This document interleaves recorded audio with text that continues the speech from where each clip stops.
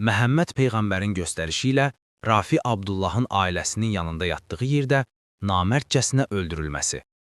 Səhih Əl-Buxari 9-cu fəsil Əbu Rafi Abdullah ibn Əbul-Huqeyqin və ya Səllam ibn Əbul-Huqeyqin öldürülməsi. Rəvayət edilir ki, Bərra demişdir.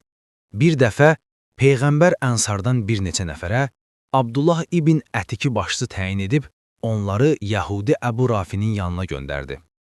Əbu Rafi Peyğəmbərə əziyyət verir və onun əleyhinə işlər görürdü. O zaman Əbu Rafi Hicazdakı istehkamında yaşayırdı. Əshabələr ora günəş batdığı və insanlar özlərinin mal qarasını otlaqdan sürüb tövləyə apardığı zaman yaxınlaşdıqda, Abdullah yoldaşlarına dedi, yerinizdə oturun. Mən gedim baxım, bəlkə qapıçını dilə tutub içəri girə bildim. O gedib qapıya yaxınlaşdıqda, libasına büründü və özünü güya iş görmüş kimi aparmağa başladı. Hamı artıq içəri daxil olmuşdu. Qapıçı onun xidmətçilərdən olduğunu güman edib səsləyib dedi. Ey Allahın bəndəsi, içəri girəcəksənsə gəl gir, mən qapıları bağlamaq istəyirəm. Abdullah ibn Ətiq dedi. Mən içəri daxil oldum və gizləndim. Hamı içəri daxil olduqda qapıçı qapını bağladı. Sonra da açarları bir dirəkdən asdı.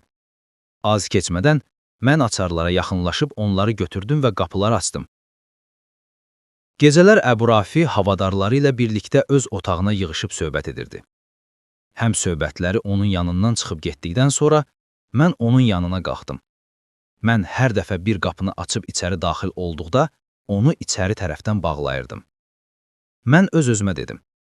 Həm qəbiləlilər məndən xəbər tutsalar belə, onlar məni öldürənədək məni yaxalaya bilməzlər. Beləcə, mən gedib onun yanına çatdım və baxdım ki, o qaranlıq bir otaqda ailəsi ilə bir yerdə yatıb. Mən onun otağın harasında olduğunu bilmirdim. Odur ki, onu çağırıb dedim.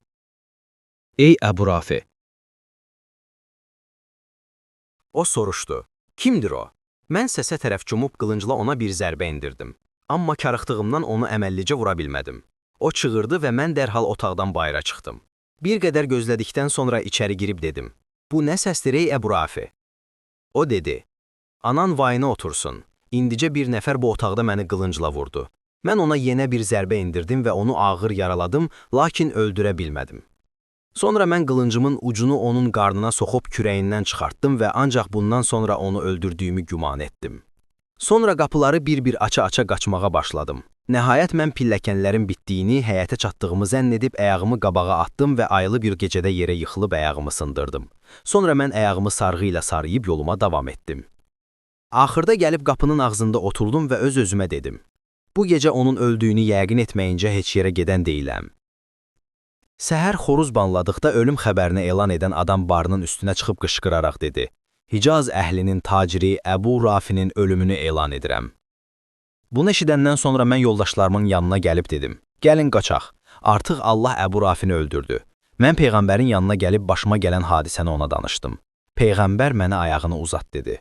Mən ayağımı uzatdım və o əlini mənim ayağıma sürtdü. Ayağımın ağrısı keçib getdi, sanki o heç ağrımamışdı. Əl-Buxari 4039-cu hədis.